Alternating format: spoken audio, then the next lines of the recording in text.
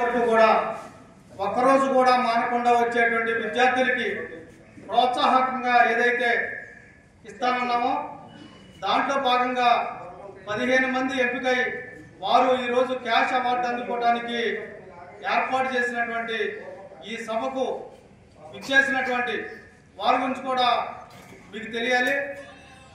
మన శాసనసభ్యుడిగా ఎన్నికై రాష్ట్ర గృహ నిర్మాణ సమాచార పౌర సంబంధాల శాఖ మంత్రిగా శాఖలు నిర్వహిస్తున్నటువంటి కొలుసు పార్థసారథి గారి తనయుడు నితిన్ కృష్ణ గారు చేతుల మీదకి ఇవ్వడానికి నేపథ్యం ఏంటంటే చదువు భవిష్యత్తు నిర్దేశిస్తుందని, చదువు ద్వారానే ప్రస్తుతం ఉన్న సమాజంలో ఎదుగుదల సాధ్యపడుతుంది తప్ప రెండో దాంట్లో అవకాశం లేదనే దానికి ఉదాహరణగా ఈ రాష్ట్రంలో ముఖ్యమంత్రిగా ఉన్నటువంటి చంద్రబాబు నాయుడు గారు వ్యవసాయ నేపథ్యం ఉన్నప్పటికీ మంచిగా చదువుకొని యూనివర్సిటీ స్థాయిలోనే ఆయన రాజకీయాలు చేసి అలా రాజకీయాలు అలవర్చుకొని ఈరోజు ముఖ్యమంత్రిగా 4వ సారి దిగ్విజయంగా చేస్తున్నటువంటి నేపథ్యానికి కేవలం చదివే కారణమని, అంతేకాకుండా నితిన్ కృష్ణ గారు తండ్రి గారు కొలుసు పార్థసారథి గారు ఆయన కూడా మంచి చదువుకున్నారు. ముఖ్యంగా చెప్పాలంటే వాళ్ళ ఎదుగుదల రాజకీయంగా కానీ ఆర్థికంగా కానీ వారి తాతగారు కేపీ రెడ్డి గారు శాసనసభ్యుడిగా అదేవిధంగా పార్లమెంట్ సభ్యుడిగా ఈ రాష్ట్రానికి దేశానికి సేవలు చేశారు. వారు ఎదుగుదల కూడా ఖచ్చితంగా చదువుకుంటం ద్వారానే వచ్చింది తప్ప రెండో విధంగా కాదనేది మనందరం కూడా స్ఫూర్తిగా తీసుకోవాలి.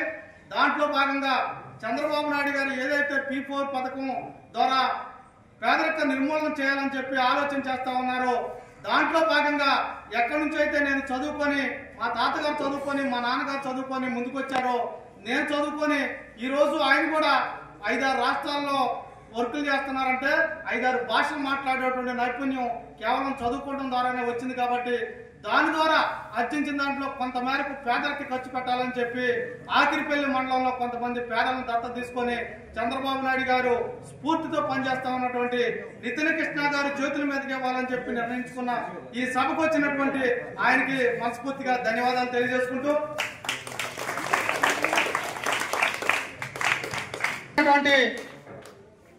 చదువే కేవలం నేపథ్యంగా కలిగి ఎదిగినటువంటి ఈ దేశంలో ఉన్నటువంటి ప్రజల్లో 99% కేవలం చదువు ద్వారా, అంత ముందు ఉన్నటువంటి వాళ్ళకి ఆర్థిక వనరులు కానీ వాళ్ళకు ఉన్నటువంటి అనేక అధికార వనరులు కూడా ఉపయోగపడాల కేవలం చదువు ద్వారానే ఎదిగినటువంటి ఆయన ద్వారా ఆయన చేతుల మీదకి ఇవ్వాలి అనేటువంటి సంకల్పంతో పెట్టడం కూడా జరిగింది. సోదరులారా, అంతేకాకుండా గత సంవత్సరంలో హై స్కూల్లో 15 మంది మాత్రమే సెలెక్ట్ అయ్యారు. ఇంకా మీరు అనేది భావించవద్దు కానీ అందరూ కూడా ఆడపిల్లలే సెలెక్ట్ అయ్యారు. మగపిల్లలు ఒక్కళ్ళు కూడా సెలెక్ట్ అవ్వకపోవడం చాలా దురదృష్టం. ఎందుకంటే మీరు కూడా పోటీ పడాలి. ఇప్పుడు ఆడపిల్లలకి సగం ఇద్దాం రిజర్వేషన్ కల్పించుకుంటూ వస్తే వాళ్ళు పూర్తిగా ఆక్రమించేశారు. వాళ్ళు 100% అయిపోయారు, మనం 0 అయిపోయాం. అంటే మనకి సగం ఇచ్చే పరిస్థితి వచ్చింది ఇప్పుడు మహిళలు. కాబట్టి వాళ్ళని స్ఫూర్తిగా తీసుకొని ఏ ఆడపిల్లలైతే ప్రతిరోజు స్కూల్కి రావాలనేటువంటి ఛాలెంజ్ని స్వీకరించి బాగా చదువుకోవాలని ఛాలెంజ్ స్వీకరించి ముందుకెళ్తా ఉన్నారో ఆడపిల్లలతో పోటీ పడమని చెప్పి మగపిల్లలు కూడా హితువు చెప్పుకుంటూ ఈ సంవత్సరం కూడా ఎంతమంది 200 మందిలో మీరు ఎంతమంది వచ్చినా పర్లేదు అంతమందికి మళ్ళీ 5,000 రూపాయలు మనం ఇద్దామని చెప్పి ఈ సభాముఖంగా తెలియజేసుకుంటూ ఈ స్కూల్తో పాటుగా మన గ్రామంలో ఉన్నటువంటి కోనేరు రంగారావు గారు ఎలిమెంటరీ స్కూల్లో కూడా ఆ కాలనీలో ఉన్నటువంటి ఎలిమెంటరీ స్కూల్లో కూడా హెచ్ఎం నాగేశ్వరరావు గారు కూడా ఇక్కడ వచ్చారు. ఆదర్శ పాఠశాల అండి, అక్కడ 70 మంది స్ట్రెంత్ ఉన్నారు.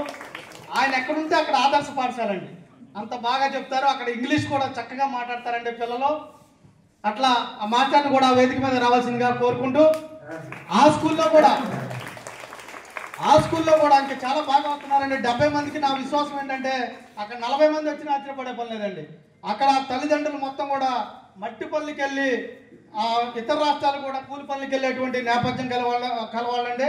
అయినప్పటికీ కూడా వారు కూడా శ్రద్ధగా చక్కగా ఈ చదువు మీద దృష్టి పెట్టి పిల్లల్ని పంపిస్తూ ఉన్నారు. పిల్లలు కూడా చక్కగా చదువుకుంటూ ఉన్నారు.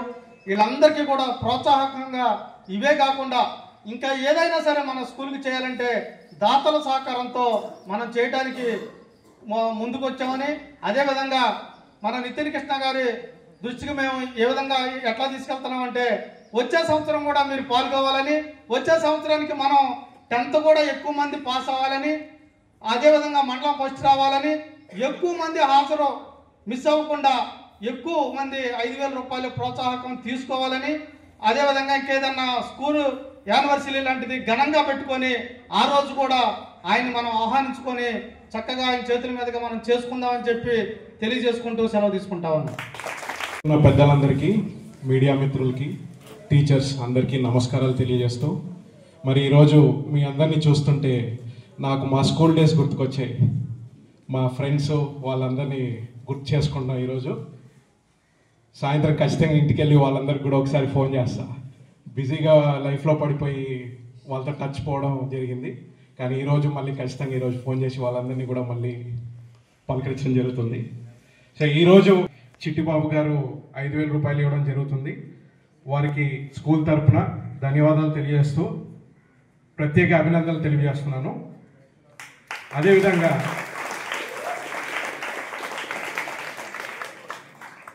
మన స్టూడెంట్స్ అందరూ కూడా ఇటువంటి ఆపర్చునిటీస్ని యూజ్ చేసుకుని వాళ్ళు ఇంకా కొంచెం బాగా చదువుకోవాలని చెప్పేసి ఆశిస్తున్నాము. కేవలం పుస్తకాల్లో ఉన్నాయి మట్టుకే చదువుకోకుండా మన ప్రపంచంలో ఏం జరుగుతుంది, ఏం డెవలప్మెంట్ అవుతుంది అన్నీ కూడా తెలుసుకుని అవగణించుకుని ఆర్టిఫిషియల్ ఇంటెలిజెన్స్, క్వాంటమ్ మెకానిక్స్ అని ఎన్నెన్నో కొత్త రాకెట్ సైన్స్, ఇస్రో, మనం ఎన్నో కొత్త టెక్నాలజీస్ అన్నీ కూడా వాడుతున్నాం ఈ టైంలో. ఇవన్నీ కూడా కొంచెం ఇప్పటి నుంచే ఒక అవగాహన పెంచుకొని మీ బతుకు తెరువుని మెరుగుపరచుకోవాలి, మీ స్కిల్స్ని డెవలప్ చేసుకోండి.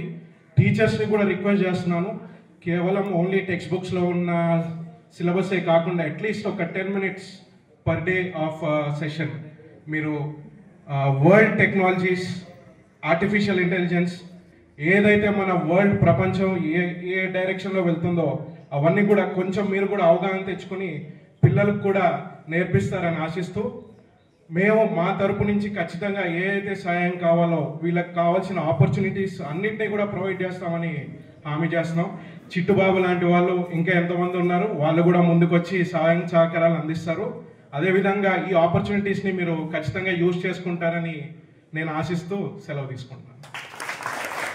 సూచించినట్టు తప్పకుండా విద్యతో పాటు టెక్స్ట్ బుక్స్ ఉన్న కరికులంతో పాటు అడ్వాన్స్ టెక్నాలజీస్ గురించి, నైతిక విలువల గురించి, వీటి గురించి తప్పకుండా ఇచ్చేస్తామండి. ఇప్పుడు మనం ఈ కార్యక్రమానికి వెళ్తూ ఉన్నాం.